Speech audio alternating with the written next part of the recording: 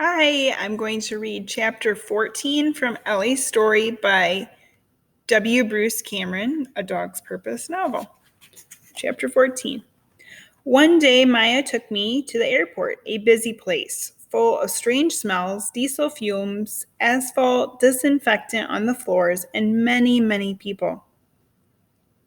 I had to ride in my crate in a dark, noisy room for a very long time. At last, Maya appeared again to take me out and clip a leash on my collar.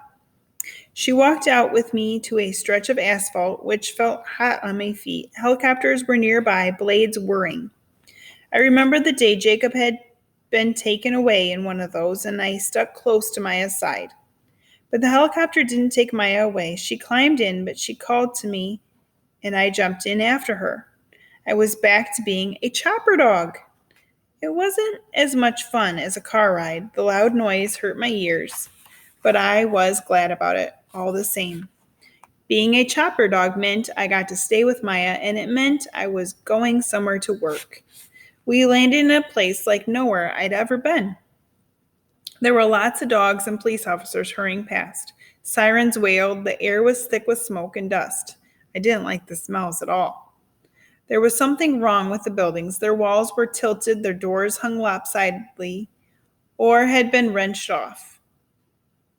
Roofs had holes in them, or had slid off the buildings entirely and lay in heaps of boards and shingles on the ground. Maya didn't seem sure where to go after we'd gotten off the helicopter. She stood still on the slab of asphalt where we had landed, looking around. "Oh, Ellie," she said very softly, just for me to hear. I pressed against her leg, feeling the fear in the tension of her muscles. It made me nervous. The strange smells and noises did too. I yawned anxiously, wishing we could start work. I wouldn't feel nervous when I was working. A man came up to us. His clothes and his skin were smeared with dirt and oil. His hair was hidden under a plastic helmet. He held out a hand to Maya and one to me. It smelled of ashes, blood, and clay. "I'm coordinating the U.S. response to this sector," he told Maya. "Thanks for coming down." "I had no idea it was going to be this bad," Maya said. Her voice shook the tiniest bit. "Oh, this is just the tip of the iceberg. The El Salvadorian government is completely overwhelmed," the man said. "We've got more than 4,000 people injured, hundreds dead, and we're still finding folks trapped.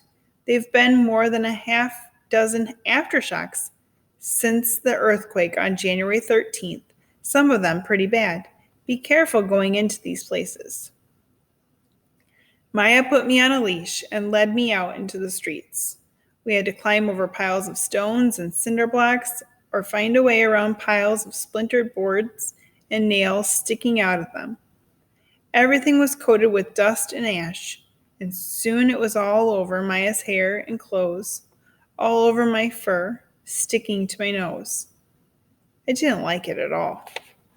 We came to a house with a crack along one side that reached from the foundation to the roof. "Don't go in," a man said, rubbing sweat out of one of his eyes. "That roof won't be up for much longer." "Ellie, find," Maya said. She kept the leash on my collar and called me back when I tried to go in the open door. We just checked along the outside of the house. I smelled mostly dust and ashes, dirt underneath, smoke in the air, and no people. If sadness had a smell, this would be it. We checked other houses. Sometimes Maya let me inside, sometimes not. I didn't find anyone in the first two. Alongside the third house, I found my first person. One wall had tumbled, and the roof had crashed down as if it were made of paper. I smelled something at once and pulled quickly at the leash. Maya followed, kicking aside boards and shingles and glass, as I dragged her toward the ruined wall. The person I'd found smelled wrong. I could smell a woman, smell her hair, and the shampoo she'd used, but I'd also smelled blood and something else, something cold and still. I stopped, my attention focused on a pile of cinder blocks. "There, Ellie? Somebody's there?" Maya asked. I didn't move. "Here," she called, and men came with shovels and crowbars, pulling aside the broken cinder blocks. I sat watching tensely. I'd found somebody, but it didn't feel right. Wally had never hidden under something as big and heavy as this pile of crushed and cracked stone, so I wasn't sure what would happen next. Maybe when they all got the cinder blocks moved and I could see who I'd found, everything would feel all right. Maya knelt down beside me. "Good girl, Ellie," she whispered. But her good girl felt wrong too. She wasn't excited and happy. She was crying. "Okay," one of the men said. "We got her." "It's a woman?" Maya asked, wiping away tears and getting to her feet. Yeah, too late. We'll get her out, but you can move on." I stared up at Maya, looking over at the men who'd kept on digging and then returning my gaze to Maya's face. "Good girl, Ellie." Maya straightened her back and pulled my old rubber bone out of her pocket. "You did your job. Good girl." She played tug-of-war with me, but it wasn't like it usually was. I was anxious to keep working. Maybe next time it would be better. It wasn't. I found 3 more people, and they all had that same cold, dull smell. None of them moved. No one was happy that I'd found them. This wasn't right. Finding people was about saving them. I knew that these people could not be saved. When Maya held the bone in front of me for the 4th time, I turned my head away. "Oh, Ellie." Tears ran down her face, making marks in the pale dust on her cheeks. "It's not your fault, Ellie. You're a good girl." Her words didn't help. I felt like a bad dog. I was doing nothing find wrong. I was not saving anyone. I lay down in the dirt and gritty rubble at Maya's feet. For the first time since Jacob had started showing me how to work, I didn't want to do it anymore. I wished we could go home. I wouldn't even mind Stella lying in my bed or Emmett sniffing at my food. "Vernon," Maya called to one of the men with shovels, "would you do me a favor and go hide somewhere?" "Hide?" He stared at her blankly. "She needs to find someone alive. Would you go hide? Like over in that house that we just searched? And when she locates you, act all excited." Yeah? Okay." Without much interest, I watched Vernon walk away. Maya knelt down and patted me, and then poured a little water from a bottle into my mouth. I lapped it up, and she scratched my ears. "Okay, Ellie, ready? Ready to find?" I got up slowly. I was tired, and I could tell Maya was not as excited as she was pretending to be. But it was work, so I followed her directions. She took me over to a house we'd already searched. Why were we going back here? I paused in the doorway, puzzled, while Maya waited in the street. Something was different. I put my nose down to the dusty carpet and sniffed. Vernon! His smell had been in here before, of course, but now it was fresher, and he'd walked straight across the floor.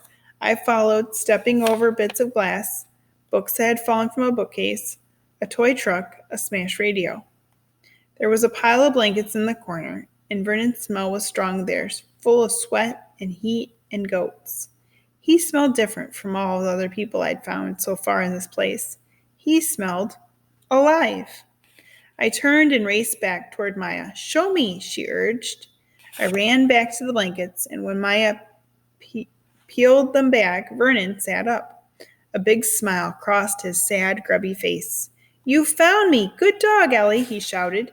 I wagged so hard that my back feet started dancing with excitement. I was a good dog after all. Sorry. I'd found somebody who was glad to be found. Vernon laughed at my dance and rolled with me in the blankets. I licked his face. He tasted sweaty and dusty. Maya threw him the rubber bone, and we played tug-of-war. And then I was ready to work some more. Maya and I worked all night. We found more people, including Vernon, who became better and better at hiding.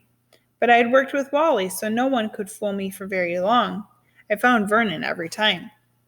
The sun was coming up when we came to a new building. Sharp-smelling smoke was still rising in slow clouds from one corner. There was a smell here that I did not like at all. Some metal barrels that had been crushed under chunks of concrete and were leaking a liquid that made my eyes water. It didn't smell like anything I'd ever smelled before. Maya kept the leash on my collar. Careful, Ellie, she murmured. A brick wall had fallen down. I pushed away the horrible smell from the barrels, trying to find. The smell was faint underneath the chemical stink, but I still caught it. A person. Dead. I stopped and stared at the pile of bricks. Someone's here, Maya called out. Her voice was tired. We know about him, a man with a shovel told Maya. We can't get him out yet. Whatever's in those barrels is toxic. It's going to need a cleanup crew. Okay, good dog. Let's go somewhere else, Ellie. So I got up, but I didn't walk away with Maya. There was something, a hint of a new smell underneath the flood of chemical odors. There, a scent trickled out from a wide crack in the wall just beyond the pile of bricks. Another person. A woman. My body went rigid. I looked up at Maya, waiting for. Show me. It's okay, Ellie. We're going to leave this one here. Come on, Maya said, and she pulled me gently at my leash again. Come, Ellie. I stared back at the crack in the wall and then up at Maya. We couldn't leave. This new person I had found smelled like Vernon, and she smelled alive. So there's a woman that's stuck in the wall that Ellie smells that sounds like Maya's not sure, doesn't know that she's there. So that's going to be hopefully a good thing that Ellie finds her. So next will be chapter 15.